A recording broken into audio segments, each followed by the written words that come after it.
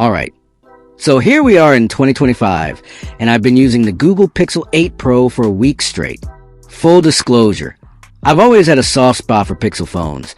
There's just something about that clean Android vibe and those killer cameras that gets me every time. But with this one, launched back in 2023, I've been asking myself, does it still hold up in 2025? Is it worth your money when we got shiny new flagships like the Galaxy S25 Ultra or whatever Apple's cooking up this year? Let's break it down. Design, display, performance, cameras, battery, software, and whether this thing's still a steal at its likely discounted price. Grab a coffee and let's chat about it. First up, the design. Man, Google's really stuck to its guns with this one. That signature camera bar across the back? Still here. Still screaming, I'm a Pixel, not an iPhone or Galaxy. It's got that matte Gorilla Glass Victus 2 finish now. Feels silky smooth and doesn't turn into a fingerprint magnet like some glossy phones I've owned. I went with the beige color, that light blue vibe, and it's honestly a mood lifter every time I pick it up. It's lighter than, say, the iPhone 15 Pro Max or the S23 Ultra, which is a win for my tired hands after a long day of scrolling X. Oh, and here's a little habit I picked up. I rest my finger on that camera bar for grip. It's weirdly satisfying. Anyone else do that? Let me know in the comments. Now, the display. Google calls it the Super Accurate Display, which sounds fancy, right? It's a 6.7-inch LTPO OLED, and in 2025, it's still one of the brightest screens I've used.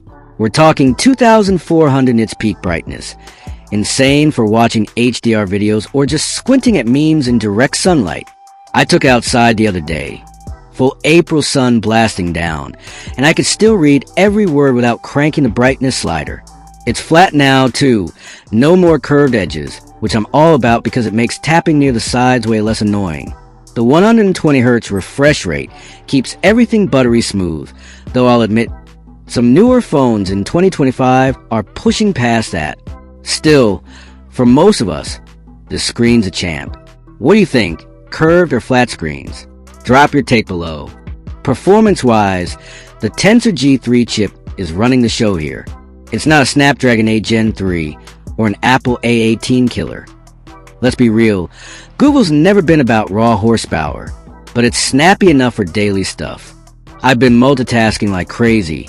X, YouTube, a little Genshin Impact, and it handles it without breaking a sweat. Sure, after 10 minutes of gaming, it gets a bit warm and the frame rate dips slightly, but it's not a deal breaker. The AI stuff is where Tensor shines, though. Features like Magic Editor for photos or summarizing audio recordings. That's the kind of thing that makes me feel like I've got a mini assistant in my pocket. I edited a pic of my dog the other day, swapped out a blurry strange in the background, and it was spooky how well it filled in the gaps. Are you into these AI tricks, or do they feel gimmicky to you? Let's talk cameras, because pixels have always been a gold standard here. The 50-megapixel main shooter is still a beast in 2025, crisp, vibrant shots with that classic pixel look. Low-light pics? Unreal, thanks to the improved light sensitivity. The 48-megapixel ultra-wide and 5x telephoto lenses hold their own, too. I snapped some macros of flowers in my backyard, and the detail was nuts, like I could see every petal vein. Video's solid, though the zoom camera lags a bit behind the competition. Oh, and portrait mode? Still a mess, sometimes. I tried it on my sister's dog, and the edge detection was so off it looked like he had a halo. Funny, but not ideal. The AI features like Best Take and Magic Editor are cool, though. Save a group shot where my buddy blinked.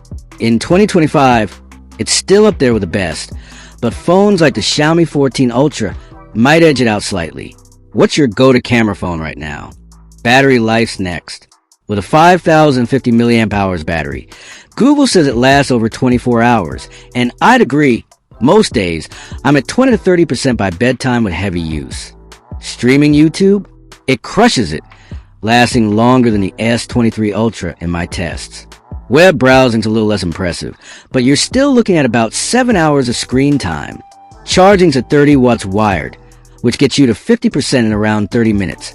Not blazing fast compared to some 2025 Androids, but it's fine. Wireless charging at 23 watts with the Pixel stand is a nice touch. 2. I've been tossing on my charger at night, and it's ready to go by morning.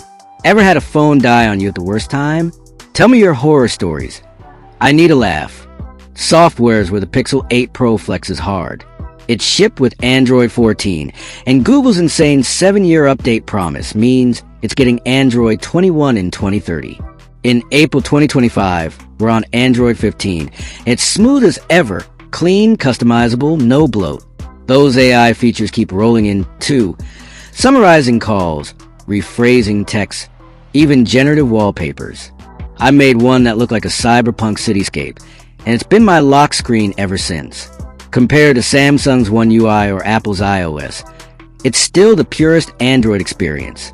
7 years of updates in 2025 is a game changer. Most phones are lucky to get 4. Are software updates a big deal for you when you buy a phone? In 2025, the Pixel's value is still strong.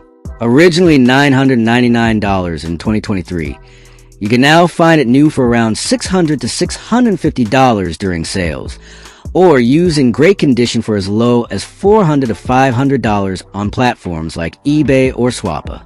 For that, you get a premium design, stellar display, excellent cameras, and Google's unmatched software support that'll keep it fresh longer than most. The thermometer? Still a quirky gimmick I skip. Sorry, Google. Compared to a used S23 Ultra, which might run $550 to $700 secondhand, the Pixel's a steal.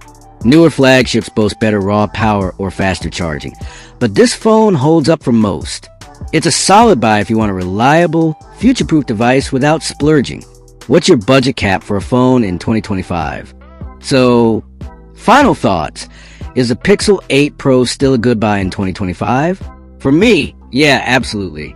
It's not the flashiest new kid on the block, but a polished, dependable choice that keeps getting better with updates. If you're upgrading from something older or want Google's AI magic without spending S25 Ultra money, it's a no-brainer. But if you're chasing bleeding-edge specs or need the absolute best video, maybe look elsewhere. I'm curious, what's your dream phone right now? Drop in the comments, and let's keep this convo going. If you like this, smash that like button, subscribe for more tech rants, and I'll catch you in the next one. Peace out.